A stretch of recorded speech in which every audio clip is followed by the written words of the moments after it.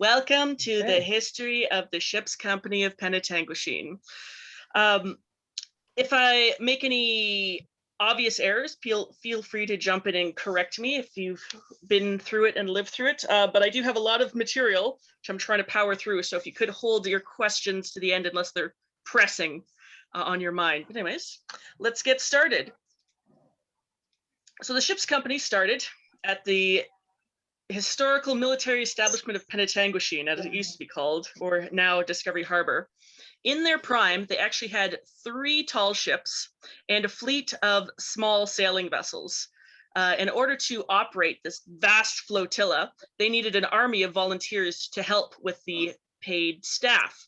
So these 2 vessels right here, which most of you, I hope, are familiar with, the HMS and the HMS Tecumseh, were the only 2 that actually operated and went out on sails. And on every one of those sails, there would be several volunteers helping sail the vessels. So these were part of the crew that would operate those vessels way back in the day. If you can recognize some of them, could be any of them that are still sticking around. But yeah, the only constant in life is change, as they say. And eventually the government had cutbacks and they stopped operating the vessels and they got privatized. So the big group of volunteers that worked so hard on these vessels had no boats to work on. And they wanted to stick together and kind of keep the camaraderie going and also the historical sailing. So what they needed to do was find a new project. But before they could work on a project, they needed a place to work in. So we found this beautiful building. This is the Loyal Order of Raccoons. It's across from the Penetang Public Library. It's a nice looking little building. It's got big garage doors and second floor, all kinds of nice stuff. Yeah, we couldn't afford any of that. We got put in the basement. This is where we ended up building our very first project. This is right underneath that, and it's got boarded up windows, tiny door. It's super dank and dark and smelly.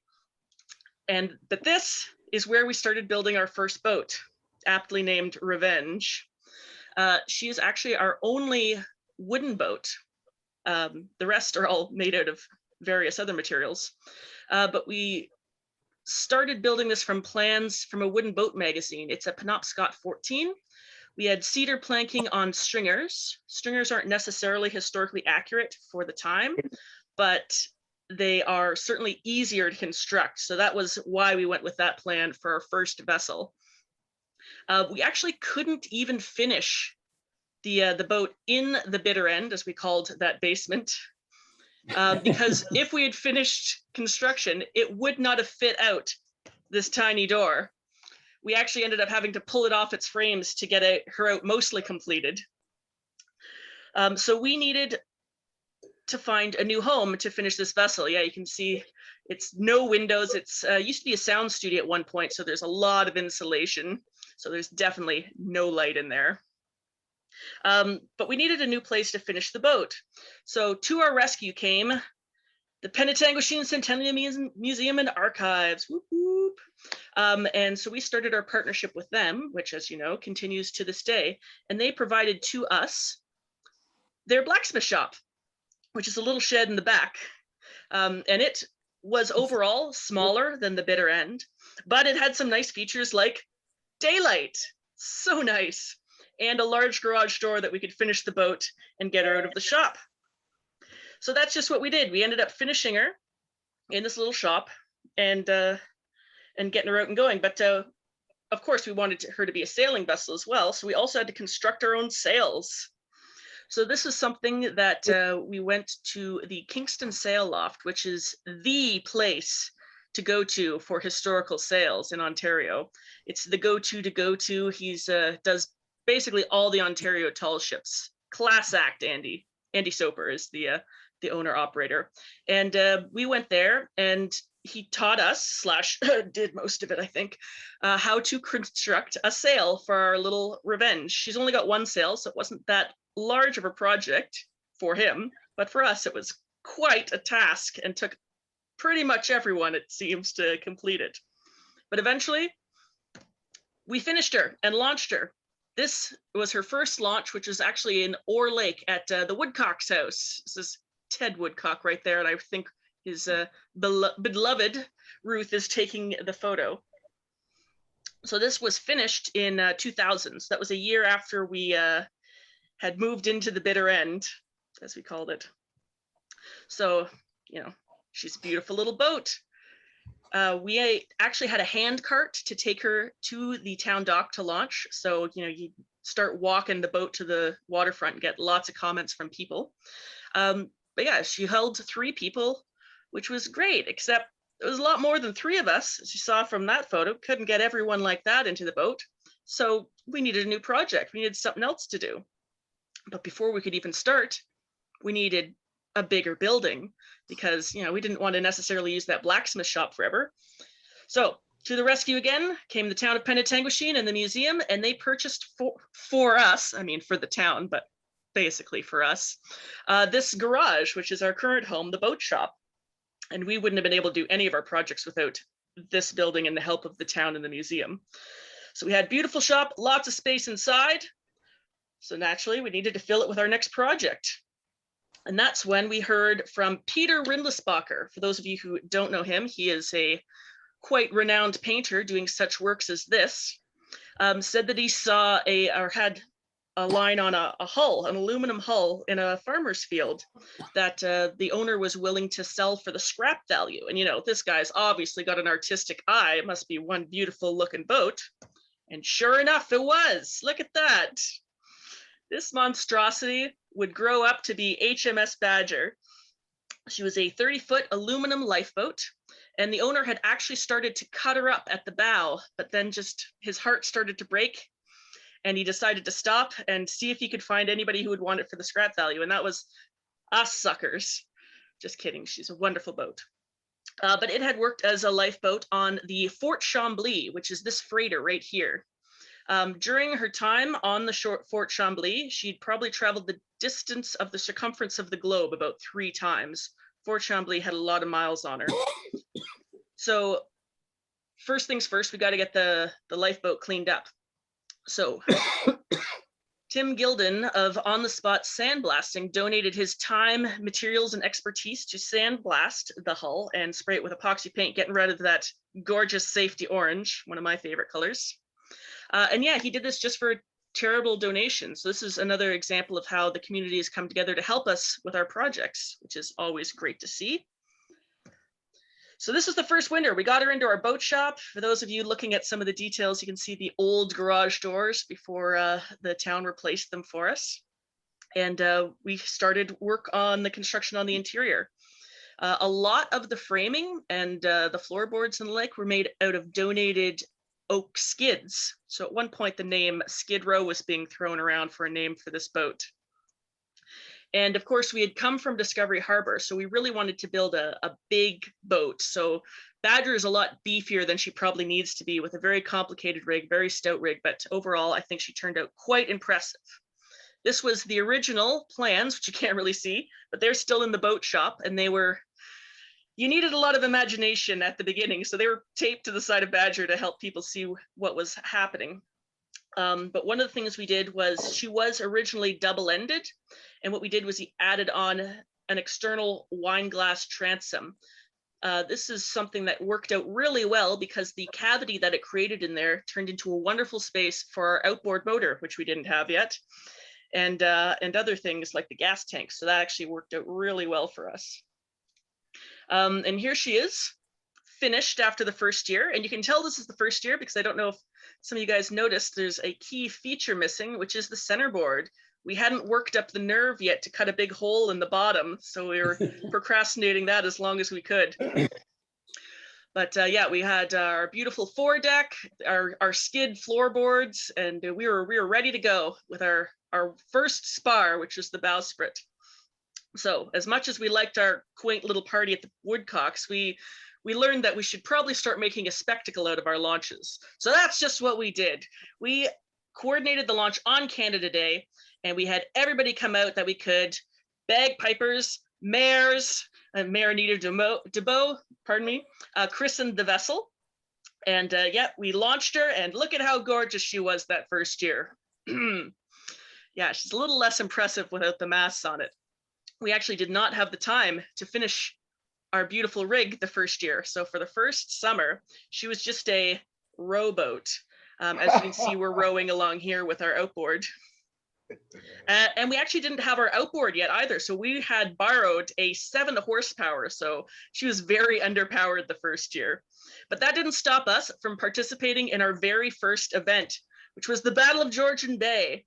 It was the biggest historical event to hit Penetang at that time. And there was huge crowds, people coming in from all over, tall ships out the wazoo, look at them all.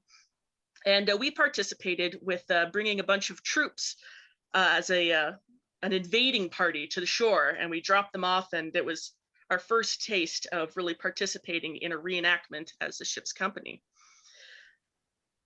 And yeah, it gave us lots of excitement to working on it for the next winter, and we needed a mast. So luckily, we had a member with a bunch of trees that they wanted to get rid of a couple. So one of our members, Jürgen, donated some spruce trees to us. They were still standing at the time, so it took a little work to get them down.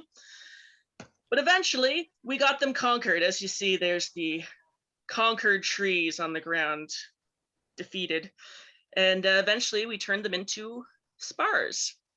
Now, it was a bit of a trick to do that, because if anybody's tried to research making spars or masts, the first thing is to take a square piece of wood and make it round. So it seemed silly for us to take a round tree to make it square, to make it round again. So we kind of experimented with our round trees to try to keep them round and turn them into masts. But eventually, I think they turned out pretty good. And that was due to the skilled labor of our volunteers. Well done, guys. And eventually, we finished the Badger. There she is. This was in 2002.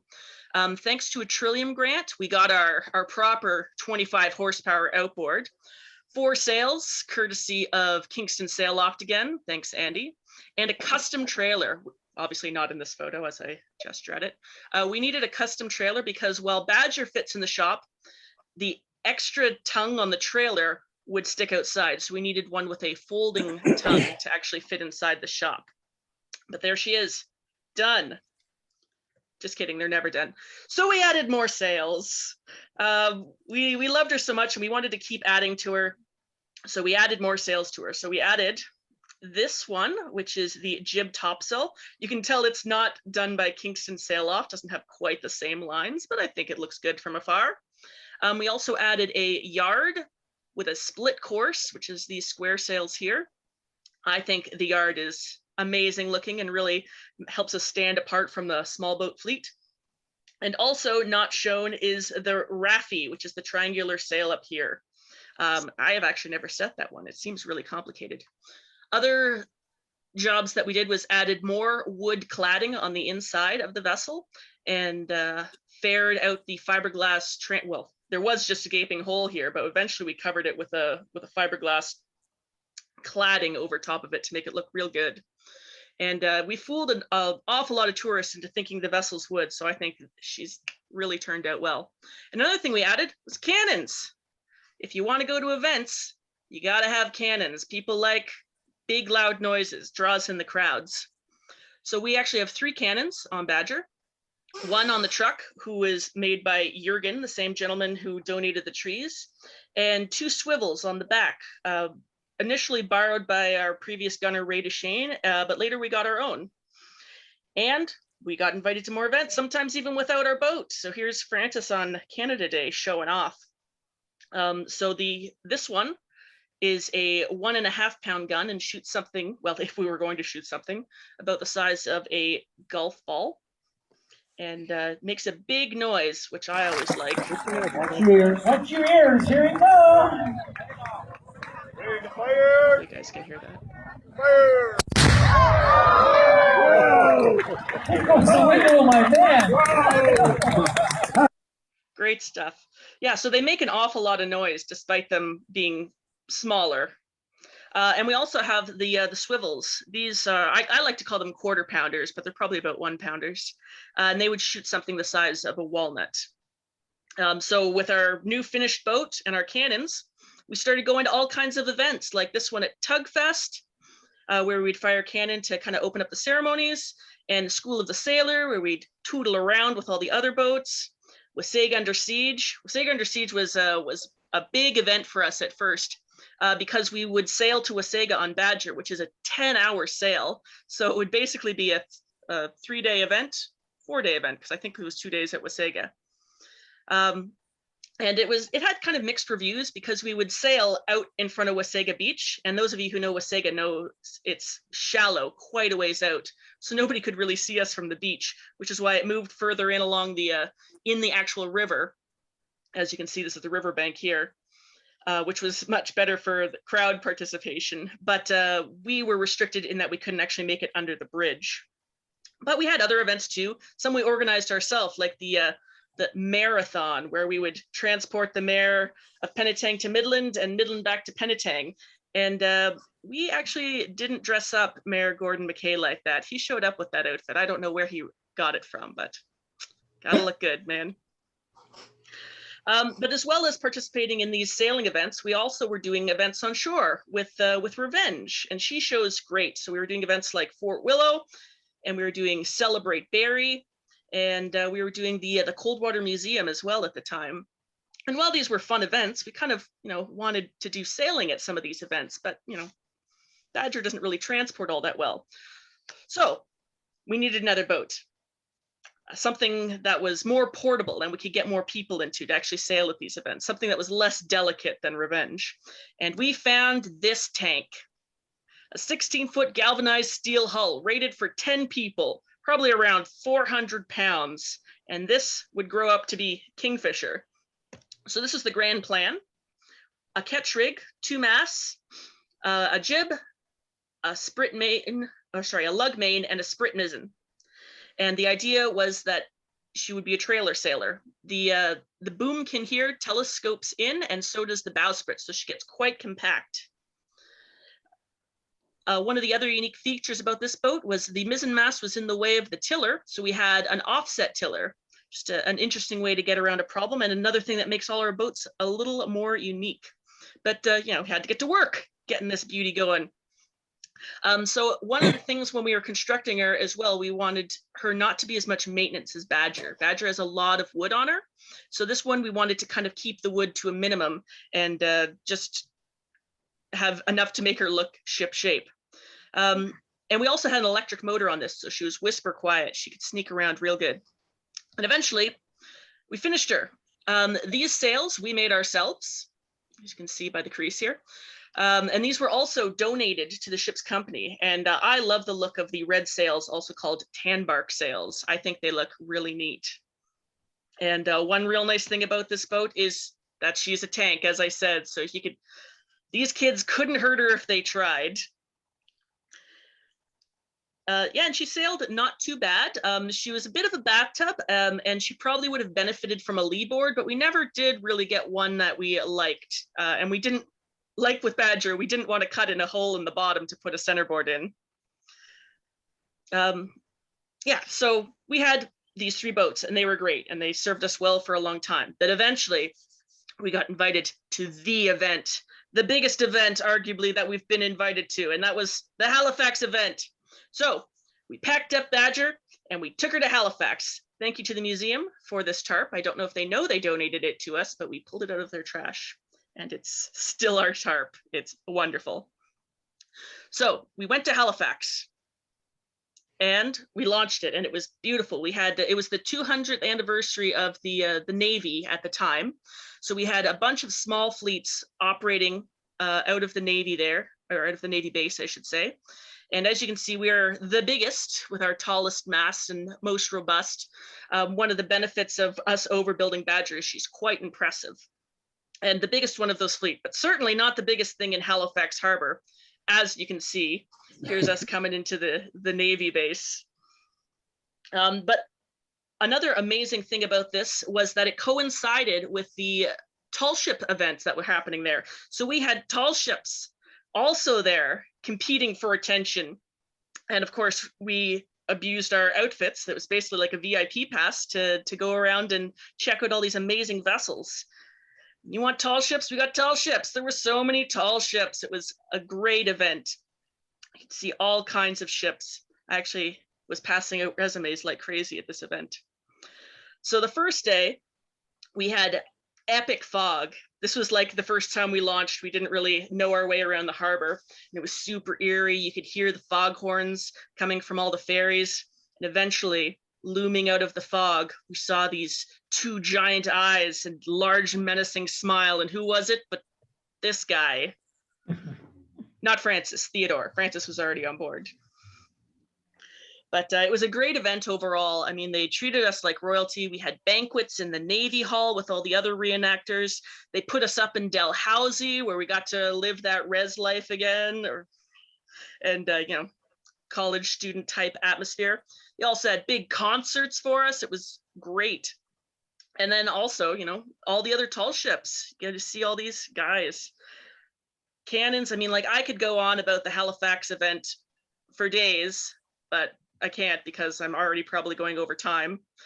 But there was one major problem with the Halifax event, and it wasn't just the spelling of their signs here. It was that we needed a crane to rig Badger. That was a big deal. We're lucky in Penetang Bay and then we have access to cranes, but if we were going to use Badger to go to other events, it was a big hassle. So we needed a new boat.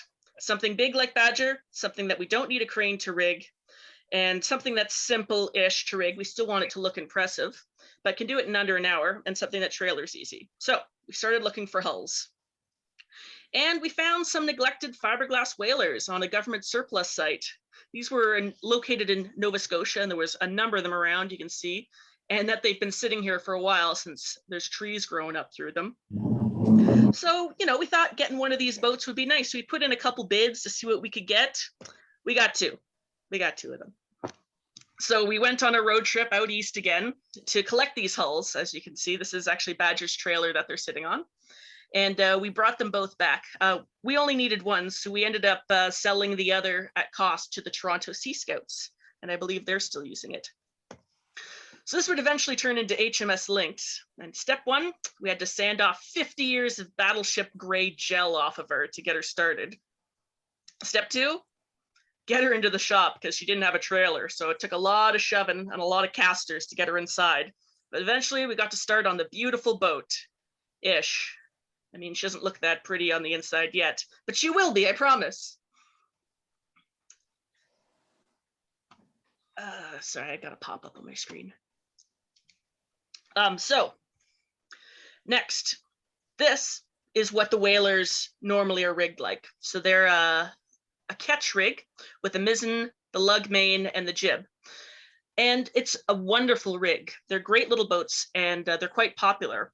And because they're popular, we didn't really want to do the same rig. We wanted something more unique for us. So we decided to change the sail plan completely to a schooner. There's not a lot of small schooners in the small ship fleet. So we thought a schooner would be a really neat looking boat to have. And it would also have considerably more sail area. Pro or con, we thought it would be more fun. So rather than Badger, she's about the same length as Badger, about half the width. But we thought we'd have two masts as they could be lifted by hand rather than the big one that you need a crane. That being said, these certainly aren't as easy as Kingfisher. You still need like 3 people to put up a single mast. I don't think you could rig these boats with less than 3 people. But you shouldn't really sail her with less than 3 either. So I think that's a fair trade-off. So we got to work working on the boat. We took our cues from Kingfisher in that we didn't want to have an excessive amount of wood in it to help with the maintenance because we were getting a pretty good fleet now and maintaining it would be a lot of work. So we ended up getting a Trillium grant for the outboard. This isn't the outboard, this is a loaner we had at the beginning. Trillium grant for the outboard, the sails, and the trailer for her. Now we had some problems to overcome with the construction. One that we really wanted to hide the outboard back here. Sorry, I'm looking at the wrong screen. Back here, hidden behind the vacuum. So we had a raised poop deck to cover that. So it always makes me feel proud when you can't see ours and you look at some of the other whalers and they have like a canvas tarp over it. But makes me feel good, the little details that we like to add to our boats. So we also had to make our own spars again. These were from trees. This is our master craftsman, Francis, working on one of the masts. I don't know which one it is. They all look the same at this point. And we worked on the interior as well. So you can see that there's much less wood inside. We don't have cladding along here. But eventually one of our members, I believe Mr. Butterly, ended up carving planks inside and out on here to make her look like she's wood, and it fools all the tourists. She looks great. But these are the original thwarts after all the battleship gray got taken off of them, and they look fantastic. And the floorboards were donated butternut. I believe they used to be old beds, and somebody donated them to us. So a lot of donated material went into this vessel as well. And we made our own oars, 12-foot oars. She is an amazing rower because she is so narrow compared to Badger, but still, she's more fun to sail. And we also put a wheel on. Yeah, you can see that we have the roof raised poop deck now. It's quite a distance from the rudder to the helmsman. So rather than putting an extra long tiller on, we opted for a wheel made by one of our members, George here, and ropes to control it, which is another really unique way to steer a vessel. Most people think the wheel's on backwards because it's facing the other way, but this is actually traditional for the time. So, as with all our other vessels, we launched with much pomp and ceremony. Look at that, 2 mares. We got mares here. We got outfits. Look at all those fancy hats. So this is a launch. We did it at the beginning of the season to kind of coincide with the grand opening of the town docks, I believe. And yeah, isn't she beautiful? I mean, most of us have seen her out on the water, usually from inside, but yeah, she's a great boat. And we started going to events with her. Here she is at All Things Canadian, Celebrate Barrie. I think this is Niagara on the Lake. This is, I believe, Cape Vincent. So yeah, she started being our new go-to vessel for going to all these events, the Aurelia Pirate Party, because she was a great trailer sailor. I mean, she is a bit of work to put up, but nothing compared to Badger. And she looks really impressive. I mean, all the little details like the ratlins and the sheer pulls, dead eyes. I mean, like, you won't find those on the smaller boats because they're not necessary. And quite honestly, they're not necessary on Lynx either. I think they look pretty good. But since we were using Lynx, poor little Kingfisher was kind of being left in our proverbial wake. We weren't using her at all now that we had Lynx basically filling the role that we had built her for. So we ended up selling Kingfisher to a group near Ottawa. We actually ran into them in Cape Vincent, and we discovered the newly renamed Defiant there with her beautiful little brass gun. So I'm glad that she's still going. But how do we do all this? How does the ship's company come up with all these projects? Well, that's due to a lot of people, quite honestly. A lot of people in the community have come together to help the ship's company along the way, as you've seen, whether it be materials, skills, workshops, or advertisement, grants, all kinds of stuff. But not only that, a lot of the work we do couldn't be done at all without the work of all of our members. Everyone puts in hours and skills however they can, and it's great to see everyone come together. And everyone's got different skill sets, whether it's teaching rope work to and entertaining tourists at our events, or if you have some secret skills that only get broken out on special occasions like singing or making a scene. And all the behind the scenes work that our gunners do as well. I mean, not just the big appearances at the events, but also creating the shots and going to get the purchase the powder and all the extra work they do cleaning the guns. Everyone's got their skills. Some of us like to educate our other members on other skills. Others teach or do rope work. And there's, some of the less glamorous things as well, like the maintenance. We couldn't do that without our members. And even the less glamorous stuff, like the snow removal and the towing in the dead of winter. And all of these things are very important. I want to thank all of you guys and all of our members for making this possible, because we couldn't do it without you guys. And as a special treat, I have a little extra info about some of the skills that one of our members has. So Mr. Chalkley has been working on a secret project that I'm going to reveal. He has been working on a figurehead for Badger. So tonight, you guys are getting the first sneak peek of what's going to be riding the bow of Badger, hopefully in this next time she's launched. This is, I call him Mr. Badger, or just handsome. But hopefully this will get finished up and put on the bow of Badger. So hopefully you guys like her. But that's my presentation. If you guys have any questions, feel free to ask. And if you have any comments, keep them to yourself. No, I'm kidding.